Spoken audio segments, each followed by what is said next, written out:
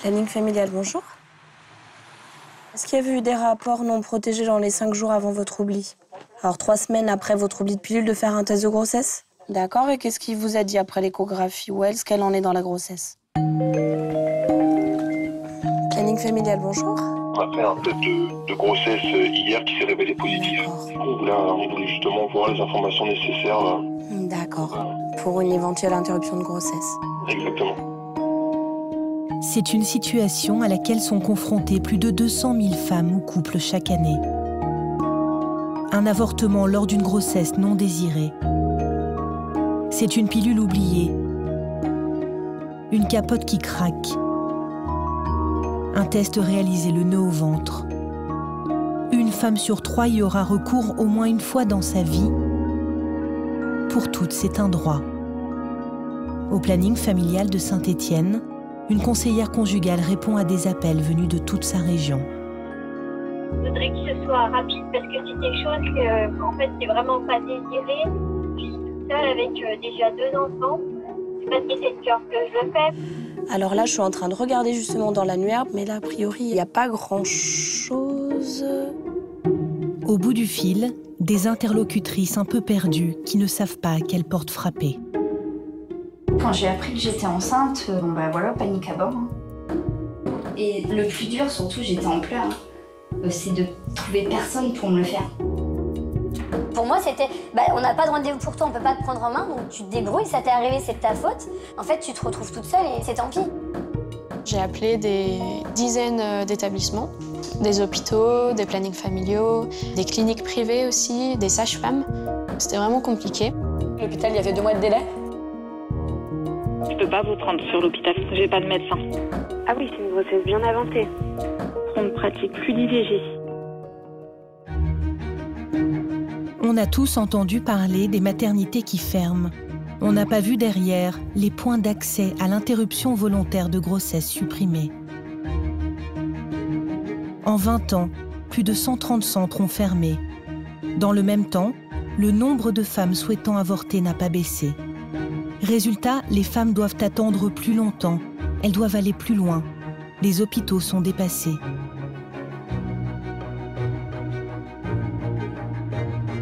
« 45 ans après la loi Veil, l'accès à l'IVG est plus que jamais menacé.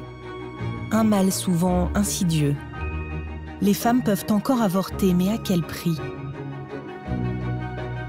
Nous sommes allés à la rencontre de celles qui le vivent et de ceux qui se battent pour faire appliquer ce droit.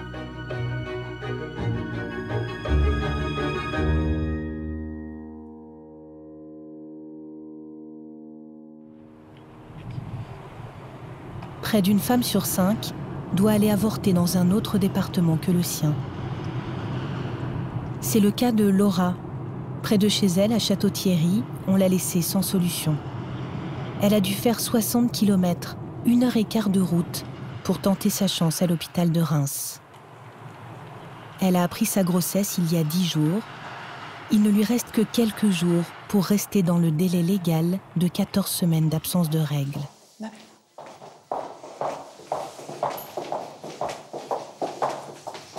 Comment vous avez réagi à l'annonce de la grossesse? Un mouchoir.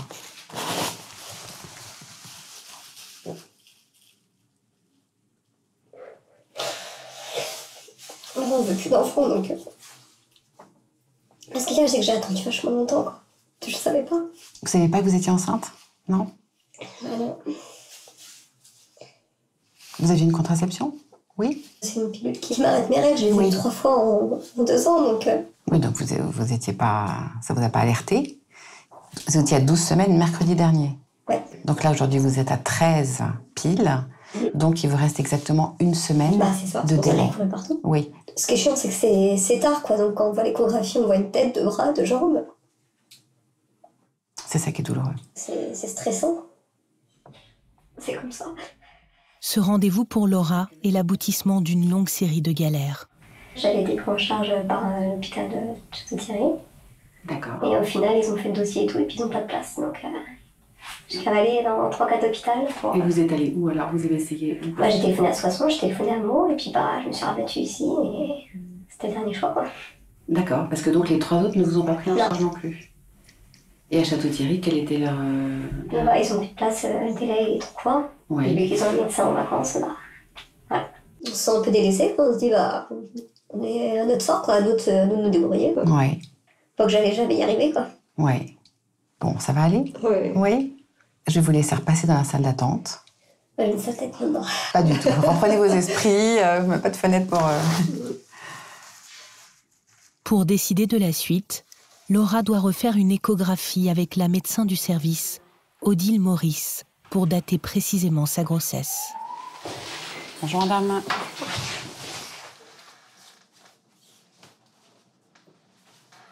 Voilà, de l'autre côté, vous avez une chaise pour poser vos affaires. Vous pouvez garder le haut, je vous laisse enlever tout le bas. C'est bon? La grossesse de Laura est moins avancée que prévu.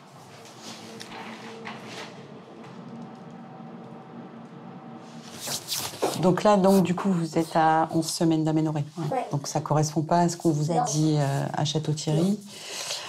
Donc là, vous êtes largement dans les délais, il n'y a pas de souci. Moi, je ne sais pas pourquoi ça s'est passé comme ça là-bas. C'est parce que vraiment, ils n'ont pas voulu la prendre en charge. Là, c'est vraiment un parcours un peu difficile, quand même. Oui, au bout d'un moment, je me suis dit, bah, franchement, à rien, ça ils m'auraient pas pris. Je crois que j'aurais abandonné, quoi. C'est une punition de faire autant de kilomètres. Ouais. Je savais que ça allait être compliqué déjà, parce que c'est une intervention, vu qu'il y a 2 enfants à la maison, bah, faut gérer le planning. Si on veut être discret, bah, s'arranger pour les gardes et tout, donc faut un peu mentir à droite, à gauche. Ça reste quelque chose pour lequel les femmes ont honte, culpabilisent. Voilà, c'est pas qu'on se dit qu'il y en a qui n'arrivent pas à avoir d'enfants et qu'il y en a pas qui s'interrompent. Mais oui, mais vous n'êtes pas responsable. Vous n'êtes pas responsable du fait qu'il y ait des femmes infertiles et que vous êtes fertile. Ça n'a rien à voir. Ah ouais, bah la vie, elle est injuste à plein d'endroits. Hein. Mais là, par contre, vous n'êtes pas responsable de ça. C'est une solution à une grossesse qui arrive au moment où on ne la souhaitait pas, quoi. Donc là, par rapport à l'âge de la grossesse, c'est forcément une méthode au bloc opératoire. OK. Vous avez compris la méthode? L'aspiration, c'est ça? Oui, c'est ça. Hein. Donc c'est une intervention qui dure 5-10 minutes. Ça se concrétise, on va dire. Un peu soulagé d'être dans les temps et puis finalement que c'est pas tant la course que ça. L'hôpital de Reims s'est habitué à recevoir des femmes qui doivent faire des kilomètres comme Laura. En 15 ans, le nombre d'IVG a presque doublé sur ce centre. À chaque fois, les soignants n'hésitent pas à bouleverser leur planning habituel de rendez-vous. La question, c'était l'anesthésiste, il n'y a pas de consulte aujourd'hui? Si. Ah ben voilà, super. Ouais, c'était pour éviter encore faire les allers-retours. Hein. Ouais. Merci.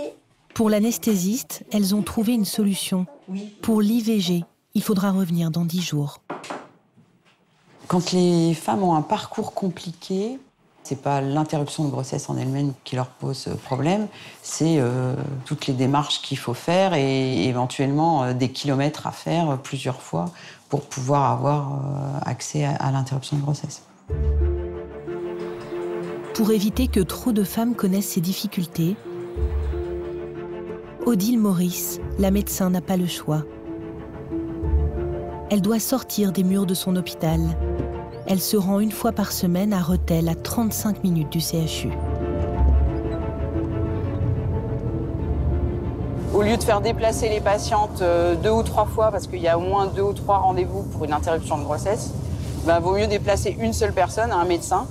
Et c'est surtout qu'en plus, c'est une population rurale qui n'a pas toujours les moyens de se déplacer.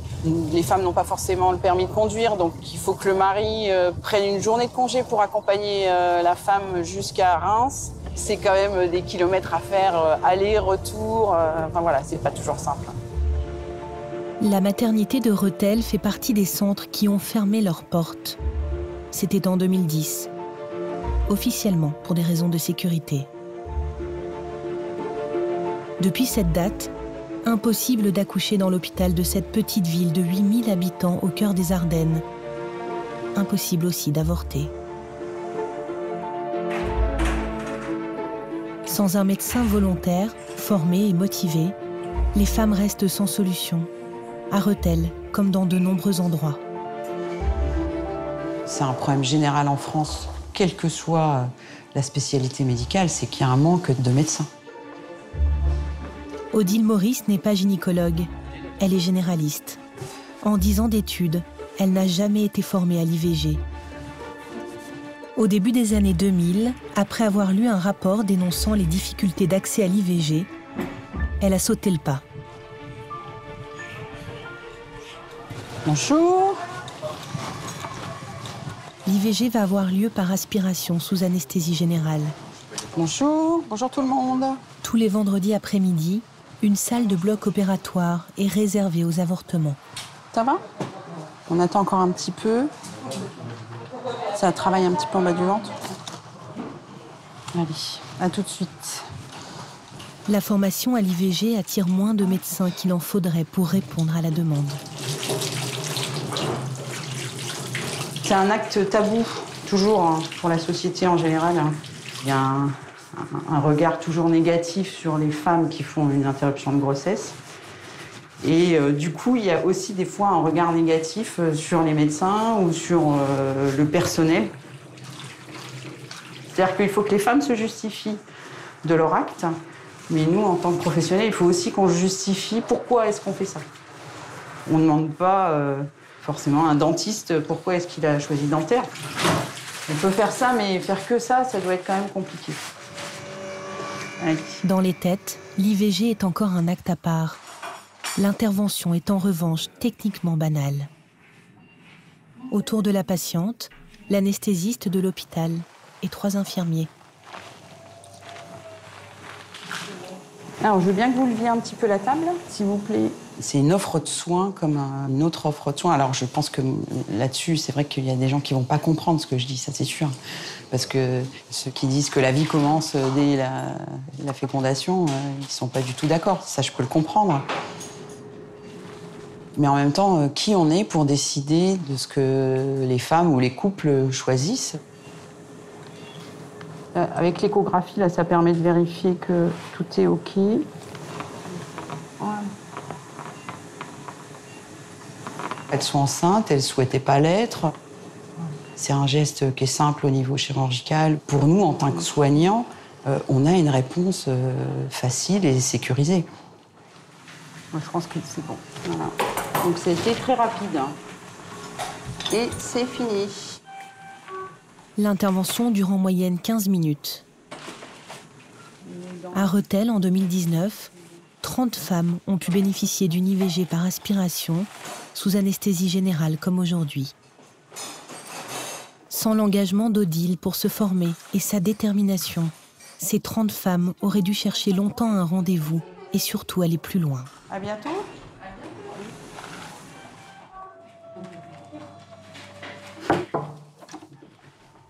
Bonsoir. Ça va? Vous êtes encore un peu endormie. La jeune femme qui vient de faire son IVG avec Odile a choisi de le faire à Rethel car elle ne pouvait pas se déplacer. Il fallait que j'aille soit à Charleville ou à Reims. À Reims, c'est quand même 45 minutes de route. Parce que j'ai pas de véhicule et mon conjoint, il faisait les vendanges. Donc, du coup, j'ai dit, je vais faire sur Rethel un bloc. Vous avez mal au ventre? Non. Je vais vous donner une ordonnance pour des antidouleurs. Et puis sinon, vous avez un rendez-vous pour la visite de contrôle. Oui. Bon retour. Merci. De rien. Au revoir. La médecin est la seule qui se soit portée volontaire pour intervenir une fois par semaine dans cet hôpital. Grâce à elle, Rethel retrouve un accès à l'IVG. Mais l'équilibre est fragile. Il n'y a personne pour la remplacer lorsqu'elle est malade ou en vacances. Quand l'hôpital n'est pas au rendez-vous, les femmes enceintes n'ont pas d'autre choix que de se tourner vers une association, le planning familial.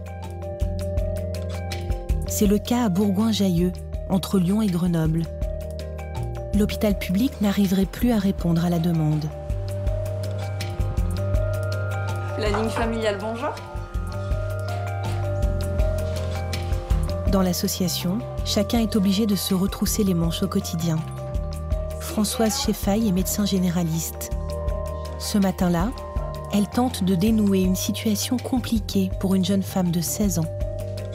Elle veut faire une IVG dans un hôpital du département, et l'anesthésiste refuse de la prendre en charge sans l'autorisation de ses parents. Je vais vous repasser le médecin, du coup, à le voir avec vous. Hein. D'accord ? L'anesthésiste a l'air de ne pas vouloir faire l'intervention s'il n'y a pas la signature, l'autorisation parentale. Moi, après, légalement parlant, je ne sais pas du tout comment ça se passe. Le mineur qui ne veut pas prévenir ses parents est autorisé à le faire. Ah, mais moi, il n'y a aucun souci parce que c'est pas moi qui... Mais il doit prendre en compte sa demande de garder le secret vis-à-vis de ses parents. Je vais essayer de joindre l'anesthésiste. Ouais, pour savoir s'il a... Voilà. Ouais, sachant qu'on n'est pas tombé sur le plus sympa de la Terre. J'ai bien compris. Tu me cherches. Droit des mineurs et maladie. Droit des mineurs et maladie. Ouais. Tu vois, lorsque le mineur souhaite garder le secret, Ah là, il y a un article. un mineur peut s'opposer à la consultation de ses parents sur des décisions médicales le concernant pour garder le secret sur son état de santé. C'est écrit. On y retourne.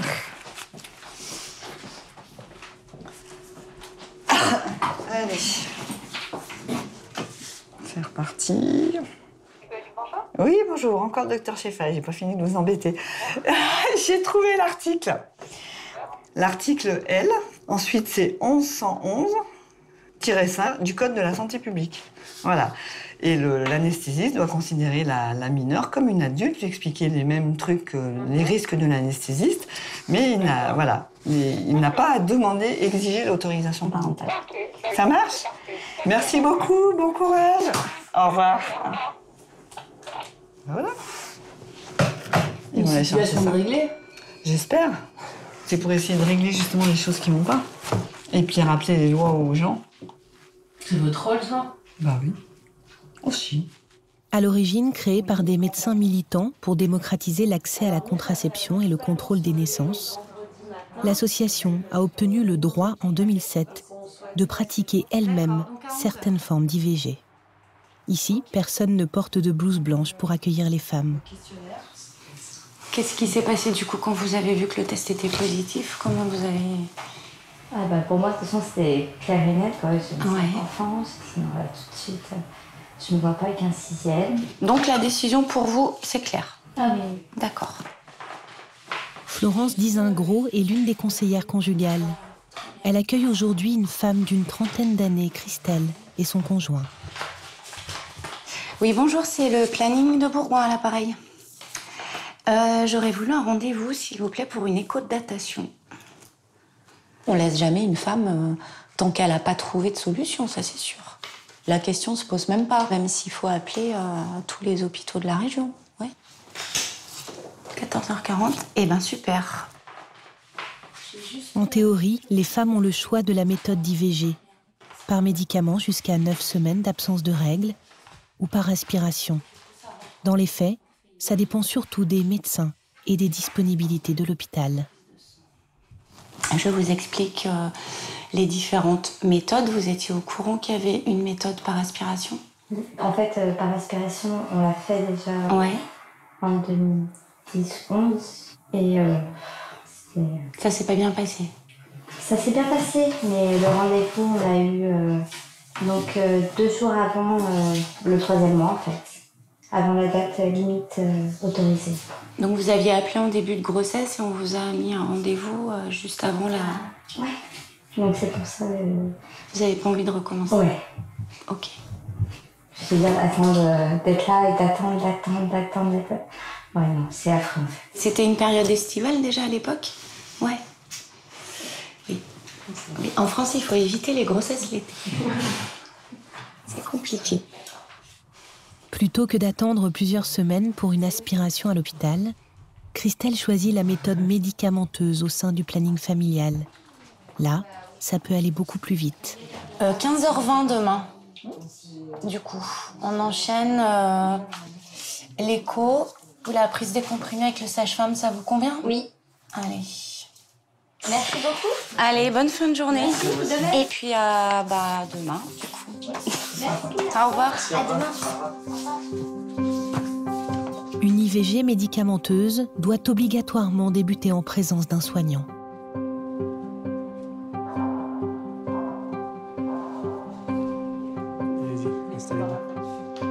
Le lendemain, Christelle prend un premier comprimé en présence du sage-femme de l'association.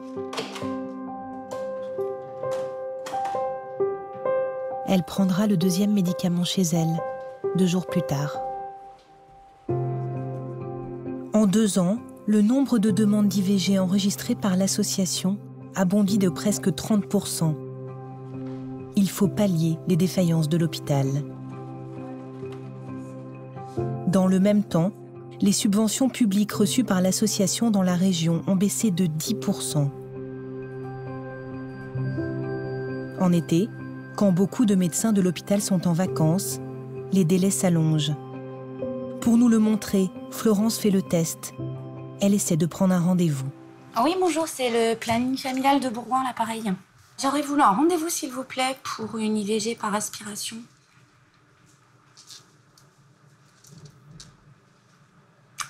Ah, le 31 août. Du coup, le premier rendez-vous, il pourrait être quand ? Nous sommes le 8 août. Cela fait 3 semaines d'attente. Ouais. C'est le 31 août, il n'y a rien avant. J'ai peur que ça fasse un peu juste, du coup, par rapport... Je vous remercie. Au revoir. C'est comme hier. Enfin, comme avant-hier. 31 août. 3 semaines pour attendre un rendez-vous, c'est beaucoup. Pour Florence et la médecin Françoise, c'est trop. L'idéal, c'est 1 semaine de délai. Ouais. 15, on tolère. 3 semaines, ça commence à faire... 3 semaines, hier, on a une femme qui était à plus de 9 semaines d'aménorrhée. Ça veut dire qu'elle sera quasiment hors délai. Ouais, alors, sera juste... Elle sera à 13 et quelques, et du coup, ça l'oblige à attendre 3 semaines, alors que, voilà. 3 semaines lorsqu'on est enceinte et que l'on souhaite avorter, ça peut être interminable.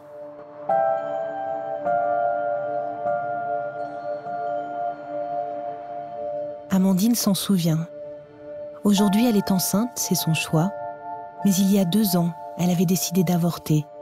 Les conditions n'étaient pas réunies dans sa vie. À l'époque, elle se tourne vers l'hôpital de Bourgoin et subit ces délais de plein fouet. Il y a tellement de patients que de toute façon, on est un parmi tant d'autres.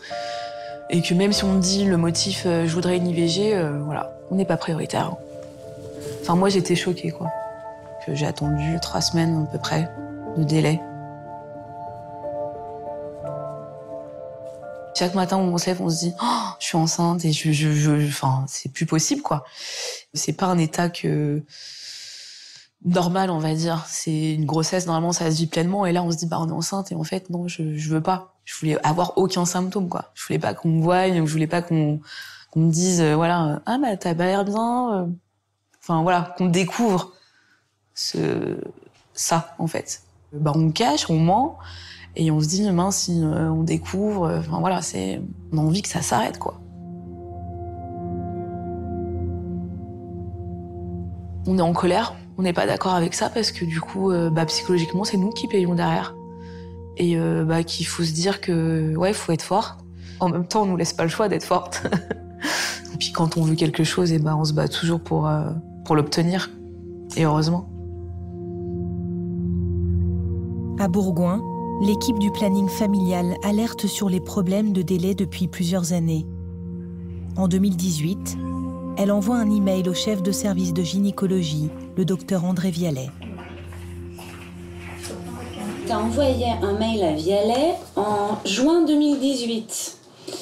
Problème de délai de rendez-vous à l'hôpital. À l'époque, le chef de service leur répond. Voilà, suite au départ du docteur par manque d'opérateurs, nous n'arrivons plus à assurer la demande en IVG chirurgicale. Dans un document de travail, l'hôpital précise sa nouvelle organisation. Attends, le document qu'elle a, les IVG chirurgicales seront programmées au bloc opératoire sur une plage opératoire spécifique le vendredi après-midi de 13h à 15h45. Ouais, donc ça en fait 4 par semaine. Ouais, ça peut pas... Sur tout le bassin... Mais ouais, ça peut pas absorber la demande, c'est pas possible. C'est pas possible. Tant qu'il n'y aura pas la possibilité d'augmenter les plages horaires, qu'il y ait d'autres demi-journées, ça sera toujours galère. C'est pas assez. En plein été, les responsables du planning familial n'ont d'autre solution que de renvoyer les femmes vers d'autres hôpitaux de la région. Le plus proche est à environ 40 km. L'été, le temps d'attente pour un rendez-vous est allé jusqu'à 4 semaines à l'hôpital de Bourgoin. En quelques années, la situation s'est dégradée. Pourtant ici, aucune fermeture de centre n'est à déplorer. Alors que se passe-t-il dans le service de gynécologie ? Nous avons rencontré le docteur Harouni.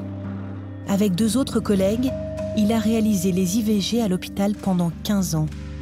D'après lui, entre 2010 et 2018, l'offre d'IVG aurait diminué de moitié.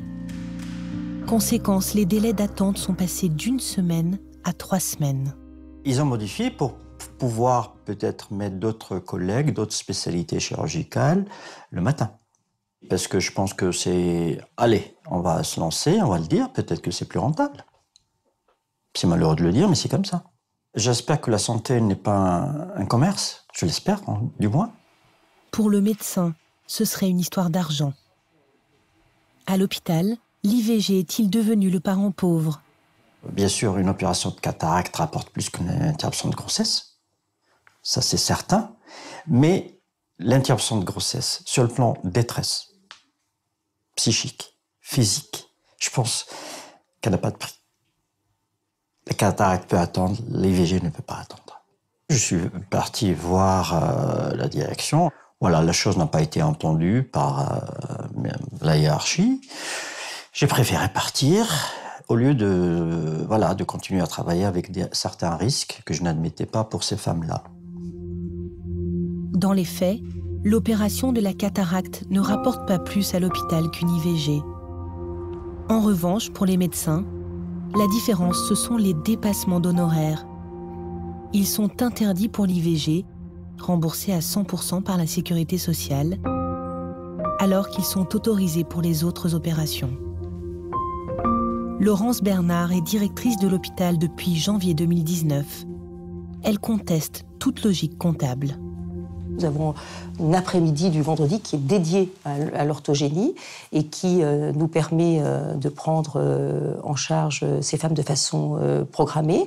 Et en fait, on m'a informé que ces changements ont été faits pour des raisons financières et que les opérations de la cataracte étaient beaucoup plus intéressantes financièrement, donc on a préféré les mettre le matin pendant 4 heures. Est-ce que c'est quelque chose dont vous êtes au courant ? Je le dément. Pour le coup, l'organisation du bloc opératoire n'est pas une question d'organisation financière. Nous sommes dans des blocs qui sont multi-opérateurs. Donc l'urgence n'existe pas que sur l'IVG, hélas. On doit jongler avec aussi ces contraintes-là. Ça ne veut pas dire qu'on ne cherche pas à s'améliorer et à réduire ces délais. Mais il y a des contraintes réelles qui font que c'est difficile et parfois très compliqué de raccourcir ce délai. Donc, dans les périodes estivales, on a effectivement, sans doute, occasionnellement, on peut toujours avoir des difficultés. Et c'est aussi parce que nous sommes le seul opérateur de ce territoire que sans doute nos délais sont un peu plus longs. Et si l'accès à l'IVG passait aussi par l'attitude des médecins ? Cette femme, Nathalie, garde un souvenir douloureux de son passage dans le cabinet du chef de service de l'hôpital de Bourgoin. Ça, c'est la lettre que j'ai écrite pour dénoncer ce qui s'est passé pendant le rendez-vous. Madame, monsieur, je viens par la présente lettre vous alerter du comportement contraire aux règles de profession de santé de monsieur Vialet, médecin dans votre établissement. Jeudi 9 janvier 2020, je me rends au service orthogénie de votre établissement de santé afin d'y passer une échographie de datation pour confirmer et dater une grossesse que je ne souhaite pas poursuivre et pour laquelle je demande une IVG. Je suis reçue par le docteur Vialet. Tout au long de cette consultation, je me suis retrouvée face à un médecin jugeant, infantilisant et humiliant. Il m'a également demandé au cours de cette consultation mon âge et si j'avais des enfants, ce à quoi j'ai répondu que j'avais 30 ans et 3 enfants. La façon dont il me répondra avec une attitude méprisante marquera la fin de la confiance que j'accordais à ce médecin. Je vous le cite. 30 ans et 3 enfants, tous de pères différents, j'imagine. À aucun moment durant cette consultation, il ne m'informera du terme exact de ma grossesse, que je découvrirai moi-même sur l'échographie en sortant de votre hôpital. Il ne m'informera pas non plus des différentes solutions possibles en matière d'IVG. Il ne fera que me dire, je cite, « On est bien avancé, ça va être juste, je ne suis pas certain que ça soit possible », ce qui me répétera d'ailleurs à plusieurs reprises. C'est hyper violent. Quand on est face à ça, on n'a pas tellement de répartie, on est presque honteuse. On se prend les remarques du médecin et on se tait parce qu'on est en face du médecin. Et que nous, on est là pour une IVG, donc on se sent presque pas légitime. Mais en ayant le comportement qu'il a eu, je suis pas sûre qu'il soit pour l'IVG. Je suis pas sûre qu'il soit neutre là-dessus. Je pense même qu'il est peut-être contre ou qu'il le voit d'un mauvais œil. En tout cas, c'est le ressenti qu'il m'a donné. Et du coup, je me dis, pourquoi? C'est quelqu'un qui a rien à faire dans un service d'orthogénie. Ce serait vraiment grave s'il se passait rien. Parce que ça voudrait dire que les patientes, elles ont aucun recours. On parle d'un hôpital public. C'est un droit, l'IVG. Cette lettre, elle l'a adressée à la direction de l'hôpital, mais pas seulement. Je vous informe qu'une copie de ce courrier sera également adressée à l'ordre du Conseil des médecins et à l'Agence régionale de santé, afin que plus jamais le docteur Vialet ne se permette de tels propos et de tels agissements. Enceinte de seulement 6 semaines d'absence de règles, elle a pu se tourner vers le planning familial de Bourgoin. Elle a pu y faire une IVG médicamenteuse comme elle le souhaitait.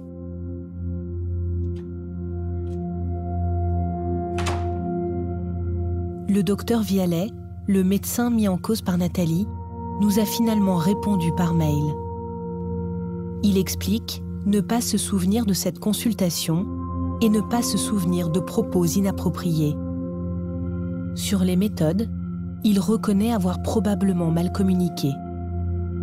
Concernant l'absence d'informations sur la date de la grossesse de Nathalie, il répond « Ce que je sais avec certitude, c'est que je rédige systématiquement un compte-rendu avec des photos. » Il conclut « Je ne pense pas que mon avis transparaît quand j'effectue une échographie. »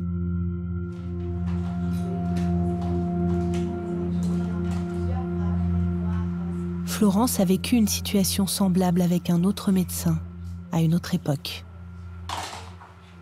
J'ai eu recours à l'écoute et au service du planning. Je venais d'être très mal accueillie par un médecin qui m'avait laissé entendre que, être enceinte à 22, 23 ans, si c'est pour en faire un autre 2 ans plus tard, vous n'avez qu'à garder celui-là. Voilà, donc j'étais ressortie en me disant, c'est un médecin qui me dit ça, j'étais étudiante, il y a un truc qui va pas, quoi.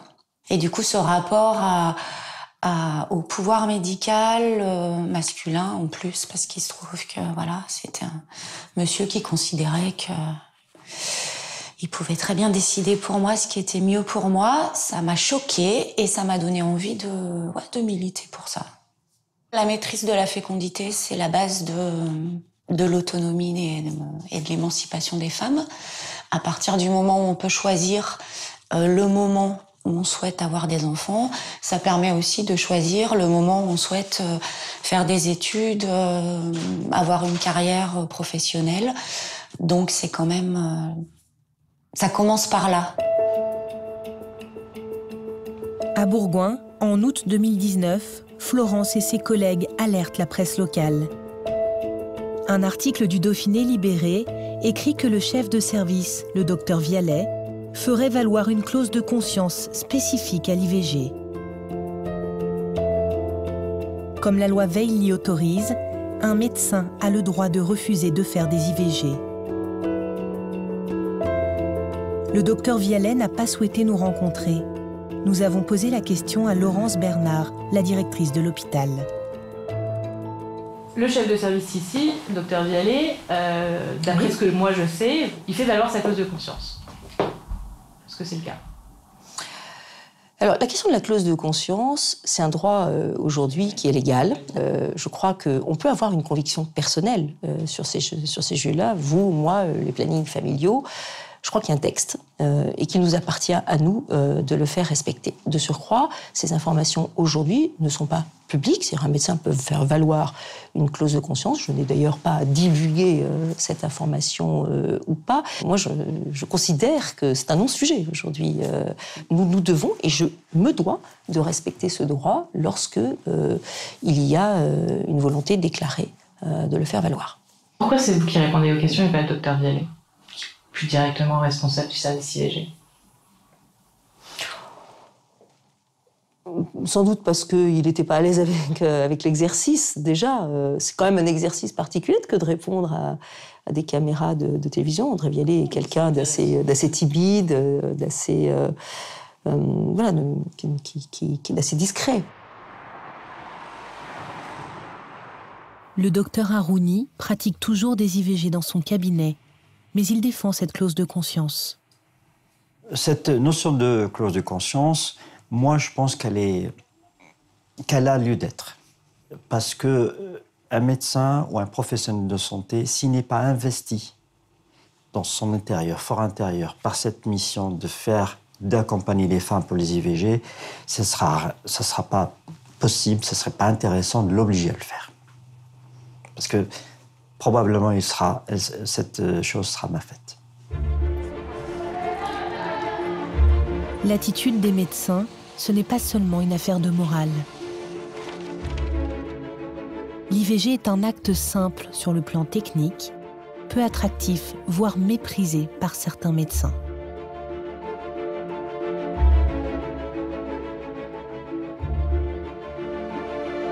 À Paris, le docteur Philippe Fauché est gynécologue obstétricien.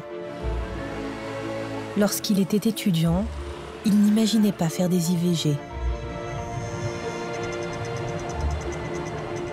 On ne choisit pas ni médecine ni d'être gynécologue obstétricien pour faire des IVG. J'ai été vraiment complètement fasciné par l'accouchement, par mettre au monde des enfants, tout le côté technique et le côté zoro aussi.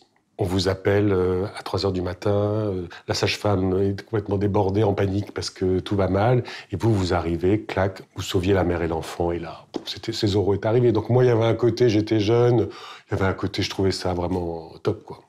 Donc pour moi, les IVG, c'était vraiment quelque chose qui faisait pas du tout partie de la spécialité. Enfin, un truc à part, on faisait le geste, mais tout l'enjeu autour de la contraception, tout ça, pour moi, c'était... Moi, je m'imaginais plutôt chirurgien, grand accoucheur. Mais faire des consultations de contraception, des consultes de gynéco, bon, pour moi, ça n'allait pas être pour moi, quoi. Je ne pense pas que j'étais un bon médecin, non, parce que je voyais ça avec tous les clichés qu'on peut avoir dans ce cas-là, et tout ce contre je me bats aujourd'hui. C'est-à-dire, mais qu'est-ce que c'est que ces femmes qui oublient de prendre leur pilule? Ah, celle-là, ça fait sa 3e IVG, mais elle fait n'importe quoi. Enfin, je pense qu'il y a un côté aussi, quand même, le fait d'être un homme qui joue aussi sur cette vision des choses en disant, mais qu'est-ce que c'est que ces femmes qui font n'importe quoi? Je regrette vraiment cette période d'avoir été comme ça, mais bon, j'ai été comme ça et vraiment, je le vois en face et je suis pas fier de cette période. Une rencontre avec une femme, médecin militante, a tout changé. Juste un jour, je me suis regardé dans la glace et je me suis dit, c'est plus possible, quoi. Enfin, il faut que tu changes. Faut plus que tu dises à une femme qui a fait 3 IVG, mais madame, vous êtes une incapable, vous êtes une inconsciente. Tu sais combien j'en ai déjà lundi prochain? Les aspis, là, pour l'instant, et ces 2 dames-là. Non, ça fait 3. D'accord. Aujourd'hui, Philippe Fauché est responsable du service IVG à l'hôpital Trousseau. Un centre qui réalise 450 IVG par an. Il y déploie chaque jour des trésors d'humanité. Donc là, vous êtes à plus de 9 semaines. Donc en fait, vous n'avez pas le choix. La méthode, ça peut être uniquement une aspiration. Vous savez ce que c'est une aspiration? En fait, dans l'utérus, on va aller ouvrir le col de l'utérus, on va mettre une petite canule et on va aller aspirer la grossesse. D'accord? Ça me fait coupable d'avortement parce que je pensais dans ma tête, c'est déjà grand. C'est pour ça je me sens coupable. C'est pas grand. Vous voulez dire en taille? Oui, je pense que le bébé il est déjà... C'est pas un bébé, c'est juste un embryon. Ça fait... Oui, mais dans ma tête, il pense comme ça. Il pense si, c'est plus gros. Écoutez, je vais vous dire exactement, comme ça vous allez savoir. Aujourd'hui, Aujourd'hui, l'embryon, il fait 2 cm. Il est grand comme ça, 2 cm. D'accord. D'accord? Et lundi, il sera un petit peu plus grand, quoi. Mais il ne sera pas tellement plus grand. À ce stade-là, par exemple, il n'y a pas encore les doigts. Oui. Ça fait combien de temps que vous cherchez à avoir un rendez-vous?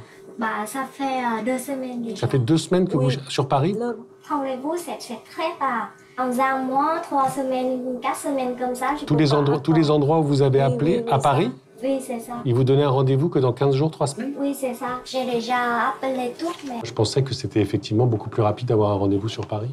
Mais c'est vrai que 3 semaines pour avoir un rendez-vous, c'est simplement pas possible, quoi. Surtout à partir de 9-10 semaines, quoi. Surtout chez cette femme, en plus, qui souffre à l'idée de se dire qu'il y a quelque chose qui grandit. Même à Paris, trouver un rendez-vous pour une IVG peut être une épreuve. En particulier lorsque la grossesse approche les limites qu'autorise la loi, entre 12 et 14 semaines d'aménorrhée. Je vais prendre la date de vos dernières règles. 1er août. 1er août. Alors ça voudrait dire que, oui, que vous êtes 12 semaines et demie peut-être. Ok. Hop. Juste un petit peu plus. On fait des échos de détermination de terme pour être sûr que du délai, s'il faut aller vite ou pas. Vous les prenez systématiquement en charge? Ah oui, systématiquement. Puis même dès qu'elles sont à moins de 14, on les prend en charge. Même jusqu'à 13 plus, jusqu'à 14, on les prend en charge, en urgence.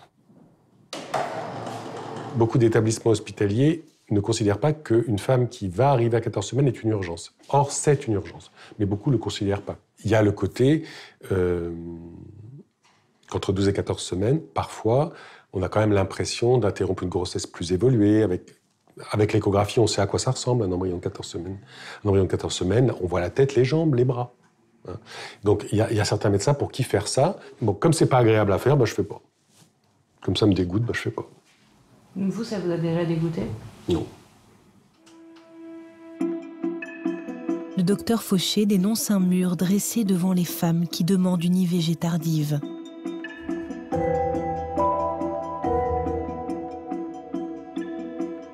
Nous avons appelé 30 hôpitaux publics autour de Paris. Nous nous sommes mises dans la peau d'une femme qui souhaite réaliser une IVG à 12 semaines d'absence de règles. Moi, je vous appelle pour prendre rendez-vous pour une IVG. Alors, j'ai fait une échographie hier et écrit que c'est à 12 SA. 12 semaines d'aménorrhée, d'accord. Ah oui, c'est une grossesse bien avancée. 9 hôpitaux nous ont proposé un rendez-vous rapidement. Oh là, oui, effectivement, faut vous dépêcher là. Je vous fais venir demain matin? Sur 2 jours, et malgré nos tentatives répétées, nous n'avons même pas réussi à joindre le service IVG dans 13 des hôpitaux publics. La boîte vocale, centre d'orthogénie. A, un message d'absence prolongée et n'accepte pas de nouveaux messages. Merci de votre appel. Au revoir. 8 ont refusé de nous prendre en charge, comme la loi pourtant le leur impose. Ça va être un peu juste, parce que j'ai pas le bloc cette semaine. La semaine prochaine, ça va être que l'autre vendredi. J'ai peur que ce soit un peu juste. Je peux pas vous prendre sur l'hôpital de Bourg. Je suis désolée, j'ai pas de place. J'ai pas de médecin. En Seine-et-Marne, aucun hôpital n'a pu nous proposer un rendez-vous dans les délais. Chez nous, ça va pas être possible. Alors, si vous êtes au bon numéro, par contre, on ne pratique plus d'IVG. Je sais que le médecin, elle acceptait très rarement de faire après 12 semaines. Selon elle, comme ça grossit un petit peu encore, c'est plus compliqué du coup de faire par aspiration en fait. Ne fais pas 12 semaines. Hein. Après, il faut voir dans d'autres hôpitaux s'ils font jusqu'à 14. Mais c'est autorisé, non? Oui, bien sûr, mais nous, nos médecins ne font pas. Comme je vous dis, il faut voir dans d'autres hôpitaux. Dans les Yvelines, un département d'1,5 million d'habitants, un seul hôpital a accepté de nous prendre en charge. Au total, 2 hôpitaux sur 3 ne nous ont pas donné de rendez-vous. Pour les femmes, il faudra aller encore plus loin et tout recommencer, prise de rendez-vous, échographie, planifier l'intervention. Ces femmes qui ont été rejetées se retrouvent souvent à l'hôpital Trousseau, dans le service du docteur Fauché. Il en reçoit en moyenne 4 par semaine. Ces femmes se retrouvent avec des délais extrêmement courts pour avorter et de devoir trouver un endroit assez rapidement parce que la sanction, c'est après de dépasser le délai légal et de se retrouver contrainte de partir à l'étranger pour avorter. Donc la sanction est quand même très forte. Il faut savoir que c'est un petit nombre. On estime que c'est entre les 12 et 14 semaines, c'est 3 à 5% des IVG. C'est peu. C'est peu. Mais enfin, c'est quand même des femmes dont il faut s'occuper. C'est pas parce que c'est peu qu'il faut pas s'en occuper. Alors généralement, ces femmes se présentent soit au planning familial, soit directement aux urgences. Eh ben, on les voit en urgence et on les programme dans les 48 heures. Quoi. Les femmes qui ne trouvent pas de solution en France se tournent généralement vers la Hollande, l'Espagne ou l'Angleterre, où les délais pour avorter vont jusqu'à 24 semaines d'absence de règles. Pour que les choses changent dans la région parisienne, Philippe Fauché envoie des courriers à des confrères qui ont refusé des femmes en demande d'IVG tardive. Il est là de jouer les pompiers de service. Chers collègues, nous avons reçu aux urgences Madame Untel, née pour une demande d'IVG tardive entre 13 et 14 semaines. Madame Untel nous dit avoir consulté le temps dans votre service et il semble que sa demande n'a pas pu être satisfaite, l'exposant ainsi au risque de se retrouver rapidement au-delà du délai légal. Pour accéder à sa demande respectant la loi du 17 janvier 1975, nous avons dû mobiliser en urgence les équipes de gynécologie obstétrique, d'anesthésie, du bloc opératoire et d'hospitalisation de Trousseau. Depuis plusieurs années, nous accueillons un très grand nombre de femmes résidant en Île-de-France, enceintes de 13 à 14 semaines, dont la demande d'IVG n'a pu être satisfaite au plus proche de leur domicile. Nous sommes conscients des difficultés pour certaines structures à organiser ce type de prise en charge dans un délai raisonnable. À Trousseau, nous ne procédons pas techniquement différemment qu'ailleurs, et bien évidemment, nous ne dépassons pas le délai légal. Je l'ai mis parce que souvent on dit à Trousseau, ils s'arrangent, ils font les termes un peu dépassés. Non, on respecte la loi. On sait qu'on s'arrête à 14 semaines, on ne va pas plus. On bricole pas avec la loi. Il n'y a donc aucune raison, évidemment, pour que ces patients nous soient systématiquement adressés, en dehors du fait que toute l'équipe met de la bonne volonté à ne pas laisser ces femmes avec un refus d'IVG et comme seule solution le départ à l'étranger. C'est pourquoi je me permets de vous adresser ce courrier, dont le seul but est de vous informer de la situation et avec l'espoir que vous trouviez les ressources dans votre service pour améliorer l'accueil de ces femmes. Recevez, chers collègues, l'expression de ma parfaite considération. C'est gentil. Et ça marche ? Non. Enfin, j'ai pas l'impression. Moi, je pense qu'il faut que l'avortement, ce soit rapide, simple, le plus démédicalisé possible, etc. Et vraiment, je pense qu'il faut faciliter de façon extrême l'accès à l'avortement. Je sais qu'il y a quand même des gens qui me regardent en disant « mais il est un peu fou quand même. Il faut pas que ce soit quand même si simple que ça d'avorter. » Parce qu'il faut que les femmes se rendent compte, quoi. Et là, on retrouve le poids moral, l'aspect négatif de l'avortement, etc. Faut que ce soit compliqué. Il y a le côté, on va punir. On va punir les femmes. Le sentiment d'être puni, c'est aussi la douleur. Les médecins, les hôpitaux, les centres IVG renvoient de plus en plus les femmes vers la méthode médicamenteuse. D'après les derniers chiffres publiés, elle représente 70% des IVG. Or, une femme sur 4 réalisant une IVG médicamenteuse en ville se plaint de douleurs aiguës, de malaise et de vomissements. Marine, 25 ans, vit en région parisienne. En juin 2019, elle avorte par médicament. J'ai eu le sentiment que l'avortement par médicament était plus simple. Je pouvais le faire chez moi le vendredi soir, ce qui me permettait ensuite de récupérer pendant le week-end et du coup de moins impacter ma vie professionnelle.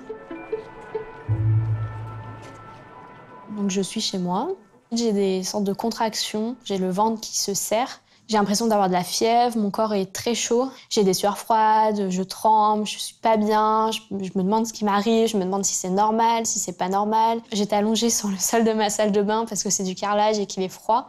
J'avais mal, mais à chaque centimètre de ma peau, j'avais mal. Je suis à un tel niveau de douleur que je me dis mais je vais mourir. À ce moment-là, je me dis vraiment que je vais mourir. Et j'ai jamais eu aussi mal de ma vie. On perd du sang, bien sûr, mais on perd aussi la poche qui contient l'embryon. Et ça, on m'en avait jamais parlé. On m'avait jamais évoqué le fait que j'allais perdre ça. Donc du coup, je me disais, mais le niveau de douleur que j'ai, il n'est pas normal, puisqu'on m'a pas dit que j'allais avoir ça. C'est là où, pour moi, c'était le plus dur. Mais j'ai bien dit, lors du rendez-vous de contrôle, que je m'attendais pas du tout à un tel niveau de douleur, que j'avais pas du tout été préparée à ça. On ne devrait pas souffrir pour avorter en France aujourd'hui.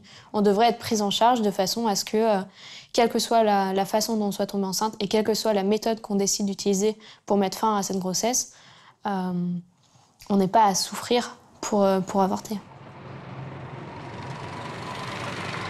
Ces dysfonctionnements ont fini par interpeller les députés. La délégation aux droits des femmes de l'Assemblée nationale a lancé une mission d'information parlementaire sur l'accès à l'IVG en juin 2019. Marie-Noëlle Battistel, députée de l'Isère, est co-rapporteuse de cette mission avec Cécile Muscotti, députée du Var. Ça a pour objectif de rendre un rapport assez complet et ensuite de faire des préconisations, des recommandations, avec l'espoir que ça débouche vers la recherche de solutions sur les problèmes qu'on aura soulevés lors de cette mission. Parmi les pistes abordées pour pallier les difficultés d'accès, la possibilité pour les sages-femmes de pratiquer les IVG par aspiration, revaloriser le forfait alloué aux IVG par la Sécurité sociale, ou encore supprimer la clause de conscience spécifique à l'IVG, ce qu'on appelle la double clause de conscience. Philippe Fauché est venu partager son expérience. J'ai du mal à penser qu'on puisse choisir comme spécialité la gynécologie obstétrique quand on a cette clause de conscience sur l'interruption volontaire de grossesse. Qu'on puisse accepter un poste dans le service public avec la clause de conscience sur l'IVG, je trouve que c'est pas acceptable. Oui. Il faudrait trouver un système pour que... Il faut faire cardiologue. Ou soit il faut faire cardiologue, soit il faut faire du privé. Mais aller dans le service public en disant non, clause de conscience IVG, il y a quelque chose qui ne va pas, je trouve. C'est lié à la bonne volonté ou à la mauvaise volonté. Oui, quand vous avez une très bonne volonté, ben, ça se passe plutôt bien. Quand il n'y a pas de volonté, les choses ne se passent pas bien ou ne se passent pas, quoi. Alors je ne sais pas comment y remédier.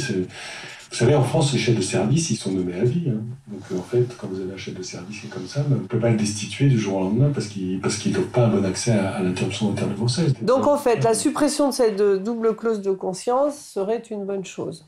Oui, je pense que ce serait une bonne chose sur le plan symbolique. Je ne suis pas sûre qu'on réussisse à la faire sauter, mais on va essayer. Bien, mais je crois qu'on a fait à peu près le tour. En théorie, cette clause de conscience oblige les médecins à renvoyer les patientes vers un confrère. Mais ce n'est pas toujours le cas. Elle cristallise la polémique autour de l'accès à l'IVG. La représentante du seul syndicat des gynécologues obstétriciens, Elisabeth Paganelli, est elle aussi auditionnée et elle la défend. Ceux qui sont pour la clause de conscience, ils sont rares. Ils souhaitent la garder, mais c'est pas la majorité. Ah bah dès qu'on parle de l'enlever, c'est un tollé. Hein, donc oui, mais ça ne changera rien. Le principal, c'est que ceux qui souhaitent faire de l'IVG, il faut leur donner la possibilité facilement de la faire. Ceux qui ne veulent pas de faire de l'IVG, parce que... Oui, qu'il y ait cette double clause ou la simple, ça ne changera rien. Oui, mais on peut leur garder la clause, puisque de toute façon, ils ne souhaitent pas. Il faut être adapté, enfin, que ce soit facile. C'est les associations à but là-dessus. C'est pas là-dessus qu'elles vont améliorer l'accès à l'IVG, franchement. Cécile Muscotti et Marie-Noëlle Battistel ont rencontré plus d'une dizaine d'acteurs de l'IVG en France, de juin à décembre 2019. Est-ce qu'il y a un problème d'accès à l'IVG en France ? Oui, clairement. Oui, clairement. C'est sûr. On pouvait imaginer qu'il était plutôt dans les milieux ruraux un peu éloignés, mais on se rend compte qu'au centre de Paris, on a aussi des difficultés d'accès.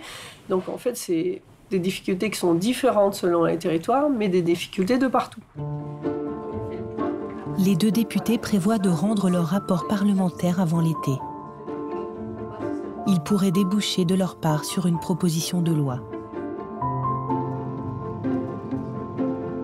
En attendant que la loi change, Philippe Fauché anime une association de médecins et de sages-femmes, le réseau Revo, qui propose des solutions concrètes sur le terrain.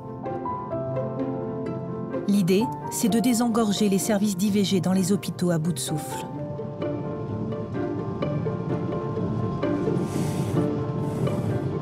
On va à Reims pour faire une formation des équipes hospitalières, médicales et paramédicales, à l'interruption volontaire de grossesse sous anesthésie locale, mais c'est aussi l'occasion de faire une formation plus globale sur l'accueil des femmes, parce que c'est en même temps une façon d'amener la technique, mais aussi de faire une formation à l'IVG qui est jamais fait, quoi, parce qu'on pense que c'est la génération spontanée, en fait, que les gens s'occupent naturellement bien des femmes qui viennent avorter, alors qu'en fait c'est comme tout, il faut des formations, il faut des gens qui ont réfléchi, qui ont une expertise, une expérience. L'IVG sous anesthésie locale ne représente que 6% des IVG en France. Son ambition, c'est de développer cette méthode plus économique.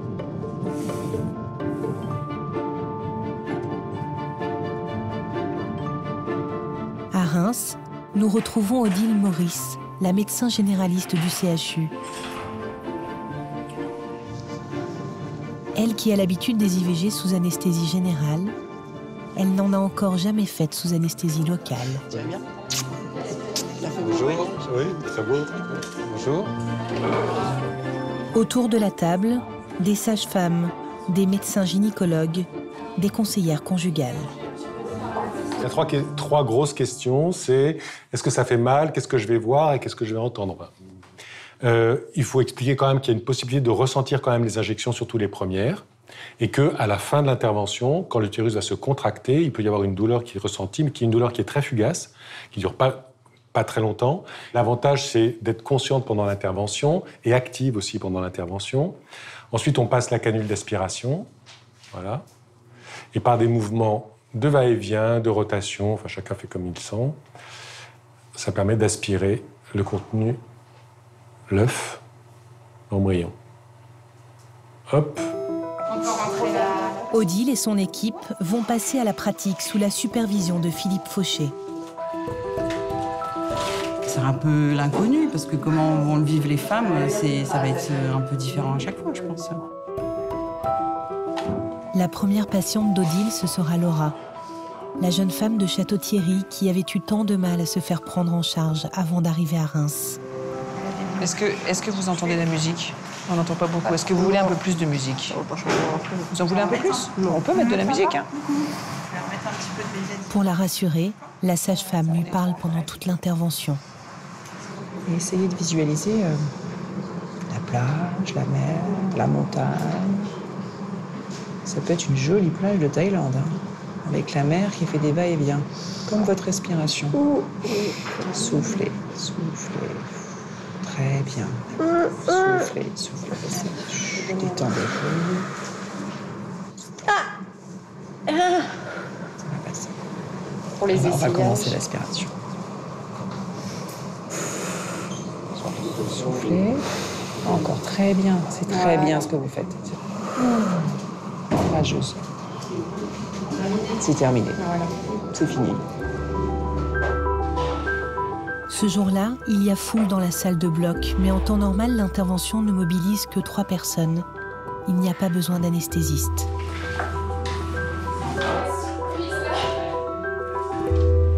Ben ça y est, c'est fait. Petit coup de stress à chaque étape pour être sûr de ne pas se tromper, bien faire les bons gestes.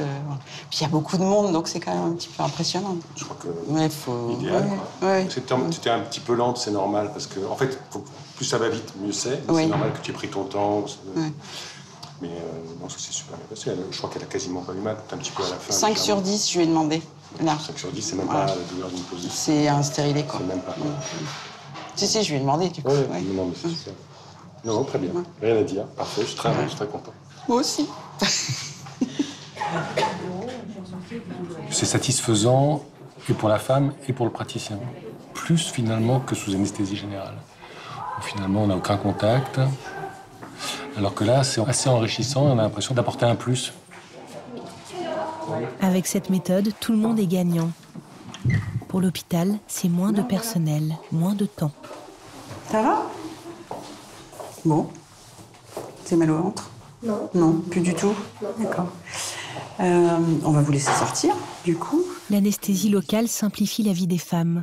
Elles peuvent venir et repartir seules. Donc vous surveillez bien, c'est les douleurs, les saignements, s'il y a de la fièvre, des pertes anormales, vous n'hésitez pas à nous appeler. D'accord. Ok. Bon retour. Merci. De rien. Fatiguée, mais soulagée. Fini. Le stress redescend. Stérile est posé, donc normalement tranquille pendant 5 ans. S'il n'y a pas de problème avec, on ne sait jamais, parce que là, on peut repartir, alors que ça fait pas longtemps que je suis remontée. Que sinon, faut attendre quelques heures, être repartir avec quelqu'un, plus de contraintes, être surveillé. Donc plus libre. Et voilà. Pardon. Vous pouvez vous rhabiller et sortir. Parfait. Au revoir. Selon le docteur Fauché, cette méthode pourrait améliorer l'accès à l'IVG. Encore faut-il qu'il y ait suffisamment de médecins formés et capables de transmettre ces techniques. L'accès à l'avortement aujourd'hui, 45 ans après la loi Veil, c'est encore une histoire d'engagement. Vous allez bien, Yola? Michel Nenny a 73 ans, il est médecin généraliste. Il pourrait profiter de sa retraite, passer ses journées à s'occuper de son jardin et de ses animaux. Allez, tombe. Hop là. Mais dans sa région, près d'Orléans, on manque de bras. Avec 78 médecins pour 100 000 habitants, elle est la plus mal dotée de France. L'accès à l'IVG ne tient qu'à un fil. Et ce fil, c'est lui. 3 fois par semaine, il part à Orléans, à 130 km de chez lui, pour pratiquer des IVG dans le grand hôpital public de la ville. À l'âge de la retraite, on m'a proposé de venir à Orléans, qui avait une grande difficulté de recrutement de médecins à ce moment-là. Il y avait un déficit médical énorme, puisque les femmes étaient forcées d'aller, elles étaient souvent orientées vers d'autres hôpitaux périphériques. Et donc j'ai accepté, moi ça me plaisait bien de continuer à travailler un peu, donc de faire un mi-temps à Orléans, ça me permettait de continuer mon activité et puis de rendre service aussi, bien sûr. Ça a fini par être long, moi ça fait 4 ans que je fais cette route et plus d'1 heure le matin, plus d'1 heure le soir. Donc ça c'est un petit peu long, surtout quand on n'est pas si jeune. Michel Nenny a tout connu des combats pour l'accès à l'IVG. Il y a une époque, c'était la mode des commandos. Et c'est en 91 que je suis arrivé un matin, il y avait la police partout. La salle d'intervention était occupée par une dizaine d'énergumènes, attachés les uns aux autres en grappes humaines, attachés avec des gros antivols, avec des chapelets qui disaient des prières. Et ça, c'était assez terrible, quoi, parce qu'il y avait 2 femmes qui devaient avoir un avortement ce jour-là et qu'on avait mis de côté. Il y a des gens opposés à tout ce qui est l'ordre de la libération des personnes, ça ne me surprend pas, hein. En particulier les femmes. Hein. La société patriarcale est menacée chaque fois que les femmes acquièrent des droits. Et l'avortement, c'est plus, à mon avis, la sexualité qui est en cause que la reproduction, je pense.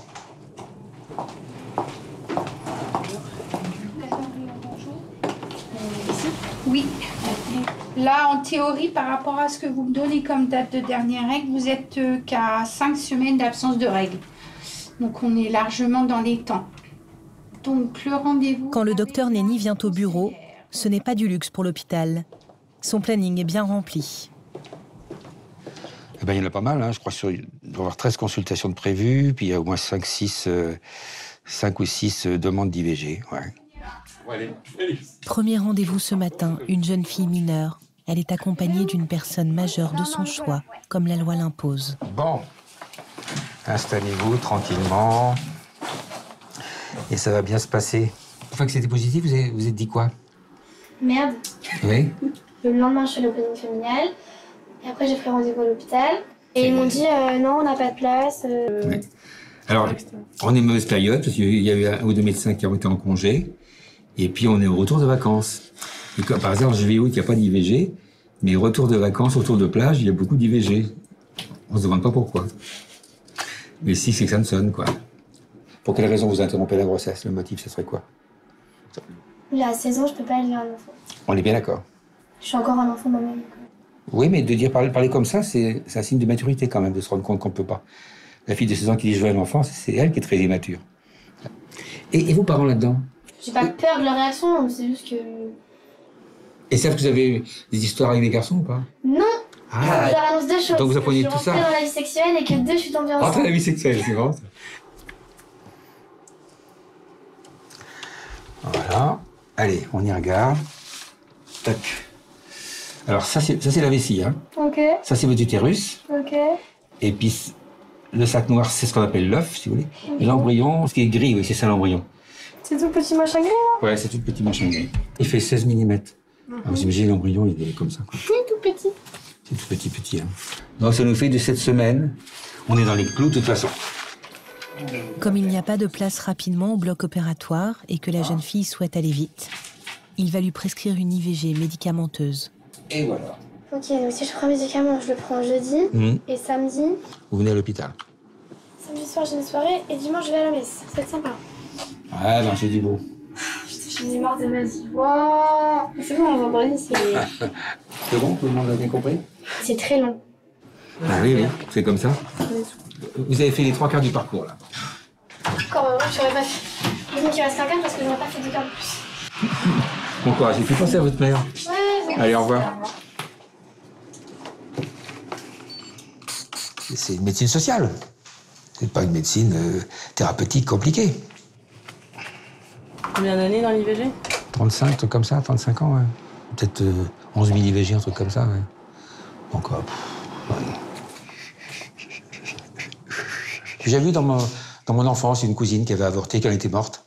Et ça m'avait frappé, cette histoire-là. Et je me souviens qu'autour de moi, c'était à la campagne, mais tout le monde, personne l'a condamné, tout le monde trouvait que c'était pas bien cette pauvre fille, enfin, tout le monde la plaignait, quoi. Et puis, moi, ça n'a jamais posé de problème de conscience. Le problème de conscience, c'était que ça se fasse pas. Et le problème de conscience, c'était ces femmes qui mouraient.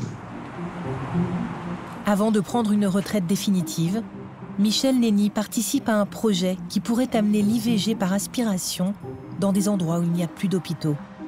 C'est presque l'IVG à la maison. La loi autorise depuis 2016 certains centres du planning familial à pratiquer des IVG sous anesthésie locale dans un simple cabinet de médecin. Ouais, c'est bon. Ouais, il y a 2 dames. Une fois par semaine, le docteur Nenny vient superviser l'intervention d'une jeune médecin généraliste qu'il vient de former, Audrey Pousson.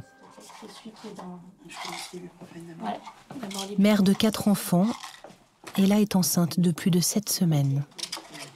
Est-ce que malgré l'anesthésie, est-ce qu'il arrive qu'on ait mal, qu'on ressente quelque chose ou pas? Alors, la douleur, c'est vraiment variable en fonction des femmes. Il y en a qui sentent rien, il y en a qui sentent l'anesthésie en elle-même, et il y en a qui sentent l'aspiration. C'est vraiment très variable. Nous, on essaye de tout faire pour que vous sentiez le moins possible. De là à vous dire que vous n'allez rien sentir, voilà, moi, je ne vous promets pas que vous n'allez rien sentir du tout. On sera à votre côté, vraiment à côté de vous, à côté de votre tête, à côté. Puis on pourra échanger. Venue il y a quelques jours pour s'informer, Ella a été séduite par la qualité de l'accueil des conseillères du planning familial. Je l'ai fait au sein de l'hôpital de la Madeleine où on a eu, j'ai eu des petits jugements, hein, surtout par les femmes de ménage, les regards, les petites phrases, voilà, les petits pics. Donc je me suis dit non, surtout plus jamais à l'hôpital. Et voilà, après je me suis dit ouais, je préfère ici parce que vraiment ça fait plus maison en fait. Voilà, ça fait plus maison et moi je trouve que c'est une bonne idée, il devrait y en avoir plus. Voilà, qui commence, peu importe. On commence par boire un café avec elles, leur expliquer comment ça se passe sur des canapés. On peut se permettre d'avoir ce cadre ici que l'hôpital ne peut pas se permettre. Il y a encore quelques années, certaines femmes ne pouvaient pas avorter à l'hôpital d'Orléans. Cette initiative pionnière en France, mise en place ici en 2018, a changé la donne. Bon, on va y aller. Hein. Ouais. Ça allège pas mal l'activité hospitalière. Et l'hôpital voudrait pousse à ça beaucoup. Mais il faut que ça reste en termes de choix et non pas seulement pour arranger l'hôpital. Pas question pour le docteur Nenny de laisser l'hôpital se décharger de ses missions de service public. En attendant des moyens là-bas, il invente des solutions ici. Donc voici Michel. Le Père Noël. Voilà, le Père Noël. Alors, du coup, il va falloir que vous enleviez vos chaussures et tout le bas. Et puis, Lucie va vous fabriquer un paréo avec le drap d'examen qu'on a ici pour avoir une certaine intimité. Voilà, vous vous asseyez et puis après, on va vous guider pour l'installation. Voilà. Ça me fait des abdos. Ah bah là, on vous fait... On est très loin des moyens déployés à l'hôpital de Reims pour la même intervention. Mais pour Ella, c'est l'assurance d'une prise en charge rapide et bienveillante.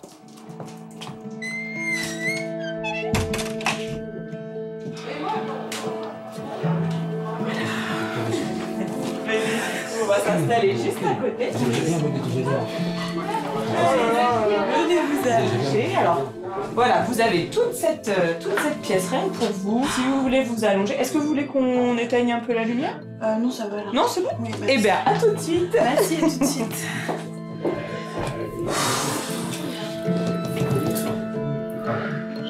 Oui, j'aurais. Vous avez encore mal? Non, là, j'ai plus mal du tout. Ouais, parfait. Vous allez vous reposer un peu, vous allez voir, vous pouvoir partir assez rapidement. Voilà. Merci, docteur.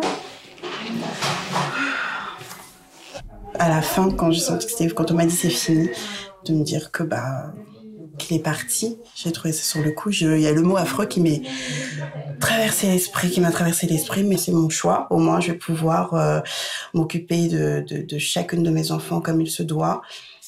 Si j'ai fait ce nombre d'enfants-là, c'est par choix. C'est pour pouvoir leur donner ce que j'ai à leur donner équitablement. Voilà, j'ai pas de regrets, c'est fait. Et voilà. En un an, le planning familial a réalisé 90 interventions comme celle-ci à Orléans. Mais cela ne tient que sur l'engagement de soignants qui, pour beaucoup, vont bientôt partir à la retraite. Ella va pouvoir retourner à sa vie, donner à cet avortement la place qu'elle souhaite dans ses souvenirs. Son parcours fait encore trop souvent figure d'exception.